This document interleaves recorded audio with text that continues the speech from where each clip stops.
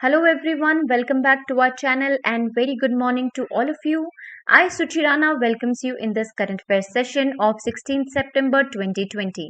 आज के इस करंट अफेयर्स के सेशन में हम डिस्कस करेंगे एक इम्पॉर्टेंट स्कीम, वो न्यूज में क्यों थी ये भी जानेंगे और हमारा जो पैटर्न है एमसीक्यू और विद एक्सप्लेनेशन वो भी जारी रखेंगे। आज बहुत ही ज्यादा इम्पॉर्टेंट डिस्कशन हम करेंगे जो आपके सभी competitive exam point of view से बहुत ज्यादा इम्पॉर्टेंट होगा। सो विदाउट डिलेइंग शुरू करते हैं हमारा आज का करंट अफेयर्स का सेशन। जैसे कि मैंने आपको स्कीम के बारे में बताया कि आज हम एक स्कीम डिस्कस करने वाले हैं। उसका नाम है पीएम किसान स्कीम, यानी कि प्रधानमंत्री किसान योजना। इसका पूरा नाम क्या है, इसकी फुल फॉर्म जान लेते हैं। वो है प्रधानमंत्री किसान सम्मान निधि योजना। अभी कब लॉन्च की गई? ये श्री नरेंद्र मोदी जी के द्वारा 24 अगस्त 2019 में यानी कि 24 फरवरी 2019 को लॉन्च की गई। और ये कौन सी मिनिस्ट्री के अधीन आती है? ये आती है ministry of agriculture and farmers welfare के अधीन, राइट। अभी जैसे आपको पता ही चल गया है इस स्कीम के नाम से कि किसानों से रिलेटेड है, फार्मर्स से रिलेटेड है। तो देखते हैं कि फार्मर्स को किस तरीके का सपोर्ट प्रोवाइड करता है। ये फार्मर्स को और उनकी फैमिलीज को इनकम सपोर्ट देता है। कितना इनकम देता है? ये 6,000 रुपए सालाना तौर पर देता है, जो कि 3 इंस्टॉलमेंट्स में दिया जाता है। यहाँ पर जो मिडिल मैन का काम है वो ऑलमोस्ट खत्म हो चुका है और डायरेक्टली जो पेमेंट है वो फार्मर्स के डायरेक्ट अकाउंट में दिया जाता है। और ये कौन से फार्मर्स को दिया जाता है? जो स्मॉल और मार्जिनल फार्मर्स है, यानी कि छोटे लेवल के फार्मर्स है और जिनका पेशा ही खेती है, वो खेती से ही खाते हैं, खेती से ही कमाते हैं। So for them this scheme किसान स्कीम या प्रधानमंत्री किसान योजना। अभी न्यूज में क्यों था? रिसेंटली अभी क्या हुआ है कि विल्लुपुरम डिस्ट्रिक्ट तमिलनाडु के वहां पर कुछ इनएलिजिबल बेनिफिशरीज आए हैं, यानी कि कुछ नहीं, लगभग 90,000 इन एलिजिबल बेनिफिशरीज सामने आए हैं। अब ये इन एलिजिबल बेनिफिशरीज कौन से होते हैं? वो बेनिफिशरीज या वो लोग जो इसके लिए एलिजिबल नहीं थे, इस स्कीम के लिए एलिजिबल नहीं थे। जैसे कि फॉर एन एग्जाम्पल जो पहले से ही किसी सेंट्रल गवर्नमेंट में है, या कोई गवर्नमेंट एम्प्लॉय है, या कोई मिनिस्टर रह चुका है, डॉक्टर है, इंजीनियर है, तो उन लोगों के लिए ये स्कीम नहीं है। जिनका दूसरा पेशा एग्रीकल्चर है ये उनके लिए नहीं है। फॉर प्रॉफिट ये नहीं है। जो जिनका सिर्फ पेशा ही एग्रीकल्चर है ये उनके लिए है। जितने भी ऐसे लोग थे जो एलिजिबल नहीं थे उन लोगों ने अप्लाई किया और ऐसे लगभग 90,000 लोग निकल कर आए हैं, जिससे सरकार ने 7.5 करोड़ लगभग 7.5 करोड़ का अमाउंट रिकवर किया है। इसीलिए ये था न्यूज में। आई होप आपको प्रधानमंत्री किसान योजना अच्छे से समझ आया होगा। ये किसके लिए है, कब लॉन्च की गई और कौन सी मिनिस्ट्री के अधीन आता है। Okay, so this was our scheme. अब शुरू करते हैं हमारा पहला question of today's current session. Who is appointed as a brand ambassador of Paytm First Games, यानी कि पेटीएम प्रथम खेलों के ब्रांड एम्बेसडर के रूप में किसे नियुक्त किया गया है? यानी कि ये गेम से रिलेटेड है। ऑफ कोर्स इसमें कोई एक स्पोर्ट सेलिब्रिटी या स्पोर्ट पर्सन ही होगा। तो ऑप्शंस में है आपके सामने सचिन तेंदुलकर, विराट कोहली, हिमा दास या एमएस धोनी। अपने आंसर्स मार्क करते हुए चलेगा और जैसे आप हमें रोज कमेंट सेक्शन में बताते हैं वैसे ही अपने आंसर्स बताइएगा। मैं आपको आंसर बता रही हूँ, इसका आंसर है सचिन तेंदुलकर। सचिन तेंदुलकर को अभी ब्रांड एम्बेसडर यहाँ पर नियुक्त किया गया है for Paytm First games. Okay, ये था आपका वन लाइनर, हो सकता है आपके एग्जाम ऑफ व्यू से इम्पोर्टेंट। तो चलते हैं नेक्स्ट क्वेश्चन की तरफ। ये है international day of democracy is celebrated on, यानी कि अंतरराष्ट्रीय दिवस कब मनाया जाता है लोकतंत्र का। आपके सामने है कुछ डेट्स और एक फैक्ट भी है कि सबसे पहले 2008 में ऑब्जर्व किया गया और इसकी घोषणा की गई 2007 में। ठीक है, अब हमें ये बताना है कि इंटरनेशनल डे ऑफ डेमोक्रेसी कौन सी तारीख को पड़ता है, कौन सी डेट पर सेलिब्रेट किया जाता है। आपने अपना आंसर मार्क कर लिया होगा। I am showing you the answer. यहाँ पर है 15 सितंबर। Every year 15 September is celebrated as international day of democracy. ये भी आपके लिए वन लाइनर था। बढ़ते हैं नेक्स्ट क्वेश्चन की तरफ। ओके, यहाँ पर एक चीज इंपॉर्टेंट है कि इस साल की थीम क्या है। 2020 की इंटरनेशनल डे ऑफ डेमोक्रेसी की थीम क्या है? वो है कोविड-19 अ स्पॉटलाइट ऑन डेमोक्रेसी। जैसे कि आप सभी जानते हैं कि इस विश्व महामारी से देश के लगभग सभी देश फाइट कर रहे हैं, तो इस साल की जो थीम है वो भी यही है, कोविड-19 अ स्पॉटलाइट ऑन डेमोक्रेसी। बढ़ते हैं थर्ड क्वेश्चन की तरफ।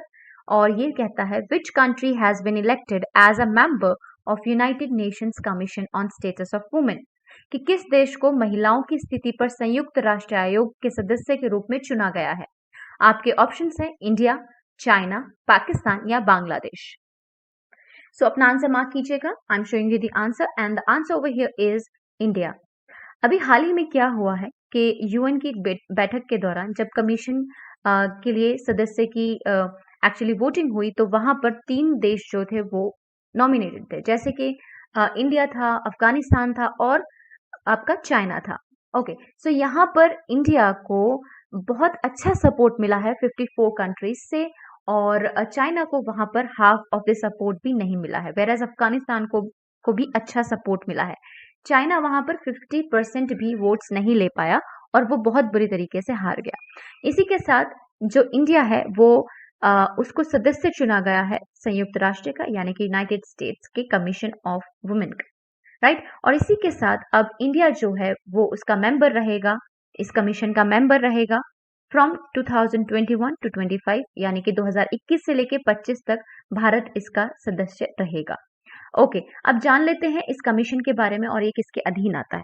United nation commission on Status of women, ये आता है United nation economic and social council के अंडर में। ये फाउंड कब हुआ? ये फाउंड हुआ 21 जून 1946 में, और इसका हेडक्वार्टर कहाँ है? ये है यूनाइटेड स्टेट्स यानी कि न्यूयॉर्क में है। पेरेंट ऑर्गेनाइजेशन कौन है? जैसे कि मैंने आपको बताया अभी कि किसके अंडर में आता है, ये आता है United Nations economic and social council के अंडर में। ओके, इसका एम क्या है? इसका एम है कि जेंडर इक्वलिटी प्रमोट की जा सके, यानी कि मेन एंड वुमेन्स में कोई फर्क ना हो और वुमेन को एम्पावर किया जा सके। जानते हैं कुछ इसके पेरेंट ऑर्गेनाइजेशन यानी कि United Nations economic and social council के बारे में। फाउंड कब हुए? 1945 में। हेडक्वार्टर कहाँ है? न्यूयॉर्क, यूनाइटेड स्टेट्स में। और इसके प्रेसिडेंट कौन है? मुनीर अकरम इसके हैं प्रेसिडेंट। इसका काम क्या है? इसका काम है कि ये एक ऐसी बॉडी है, ये यूनाइटेड नेशन के जो 6 ऑर्गन्स हैं उनमें से एक बॉडी है, और इसकी रिस्पॉन्सिबिलिटी है कि जितने भी सोशल, इकोनॉमिक और एनवायरमेंटल इश्यूज होते हैं उस पर कोऑर्डिनेट करे, पॉलिसी डायलॉग करे, पॉलिसी रिव्यूज करे और रिकमेंडेशंस दे अपनी। ठीक है, ये है इसके काम। ओके, इसी के साथ आई होप आपको समझ आ चुका होगा कि इनमें क्या डिफरेंसेस है और इनके इंपॉर्टेंट फैक्ट्स भी। ओके, बढ़ते हैं नेक्स्ट क्वेश्चन की तरफ। यह है international Day for the preservation of the ozone layer is observed on, यानी कि इंटरनेशनल डे जो कि ओजोन प्रिजर्वेशन के लिए मनाया जाता है वो कौन सी तारीख में हम मनाते हैं। सो यहाँ आपके सामने कुछ ऑप्शंस हैं और आपको एक इस साल का फैक्ट इंपॉर्टेंट डिटेल भी यहाँ पर दिया गया है कि ओजोन फॉर लाइफ इस साल का स्लोगन है ओजोन डे 2020 का। अब आपने अपना आंसर मार्क कर लिया होगा। I am showing you the answer. The correct answer over here is 16 सितंबर, यानी कि 16 सितंबर को हर साल International Day for Preservation of Ozone Layer मनाया जाता है। नेक्स्ट क्वेश्चन है हमारा आज का, Engineers Day is celebrated in India to mark the tribute to, यानी कि भारत में इंजीनियर दिवस किसको श्रद्धांजलि देने के लिए मनाया जाता है। सो आपके सामने ऑप्शंस हैं, मैं आपको बता रही हूँ answer. Mark your answer now. So right answer over here is M Visvesvaraya. Right, इनके बारे में थोड़ा सा जान लेते हैं। और नेशनल इंजीनियर्स डे क्यों मनाया जाता है? क्योंकि ये बर्थ एनिवर्सरी है मोक्षगुंडम विश्वेश्वराय सर की, और इसी दिन पर हम उनके बर्थ एनिवर्सरी पे नेशनल इंजीनियर्स डे सेलिब्रेट करते हैं। उनके कुछ कॉन्ट्रीब्यूशंस हैं, जैसे कि ब्लॉक सिस्टम ऑफ इरिगेशन, ये डेक्कन में उन्होंने किया था 1899 में, और सेम इरिगेशन सिस्टम किया था खड़गवासला में। तो ये इनके कुछ कॉन्ट्रीब्यूशंस हैं, और इनको कहा जाता है precursor of economic planning in India, यानी कि सर्वप्रथम जो कोई किसी काम को करता है या सबसे पहले करता है इकोनॉमिक प्लानिंग के लिए इंडिया में, इनको उसका एक्चुअली फादर, एक काइंड ऑफ फादर कहा जाता है। और इन्हें भारत रत्न से भी नवाजा गया इन 1955, यानी कि 1955 में सर मोक्षगुंडम विश्वेश्वराय को भारत रत्न से भी नवाजा जा चुका है। तो उनके बर्थ एनिवर्सरी पे हम सेलिब्रेट करते हैं national engineers day. I hope it's clear, right. So बढ़ते हैं हमारे नेक्स्ट क्वेश्चन की तरफ। वो कहता है, Jane Fraser has recently been appointed as the first female CEO of which bank.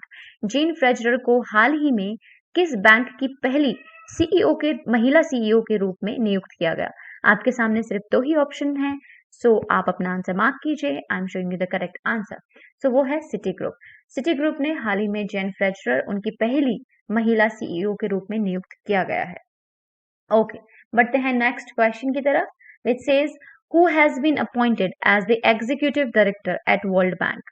विश्व बैंक में कार्यकारी निर्देशक के रूप में किसे नियुक्त किया गया है? आपके सामने ऑप्शंस हैं Rajesh Kullar and David Malpass, then Shaolin Yang and D is Anshula Kant. आपके सामने 4 ऑप्शंस हैं। Mark your answer. I am telling you the right answer.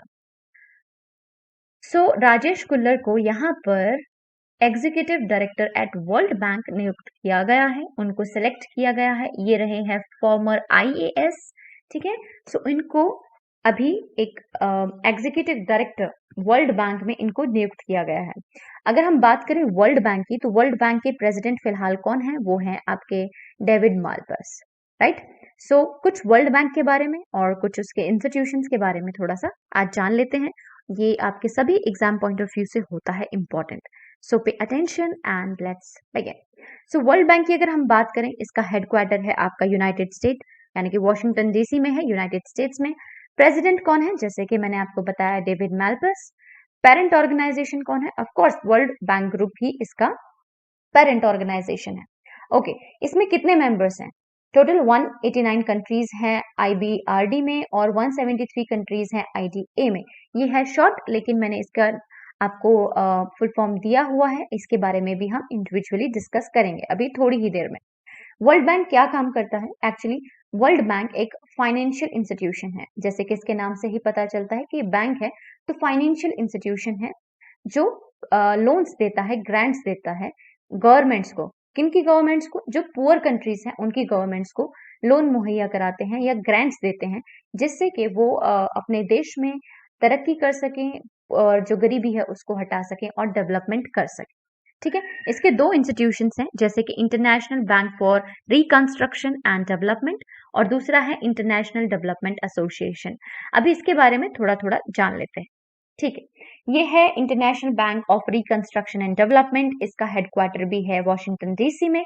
Found कब किया गया था? 1944 में। कितने मेंबर कंट्रीज हैं? 189 मेंबर कंट्रीज हैं। पेरेंट ऑर्गेनाइजेशन कौन है? किसके अंडर में आता है? वर्ल्ड बैंक ग्रुप के अंडर में आता है। पर्पस क्या है इसका? कि डेवलपमेंट को बढ़ावा देना है और गरीबी को हटाना है।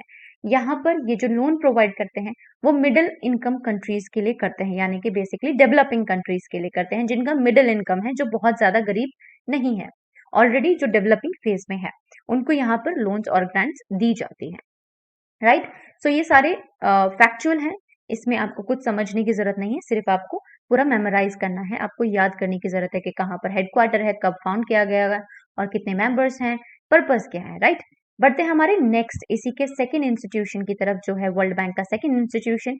इसे हम कहते हैं इंटरनेशनल डेवलपमेंट एसोसिएशन। इसका भी जो हेडक्वार्टर है वो वॉशिंगटन डीसी में है। फाउंड कब किया गया? 1960 में। कितने मेंबर्स हैं इसके? 173 कंट्रीज इसकी मेंबर हैं। लीडर कौन है? Kristalina. Parent organisation of course World Bank Group. और पर्पस क्या है इसका भी?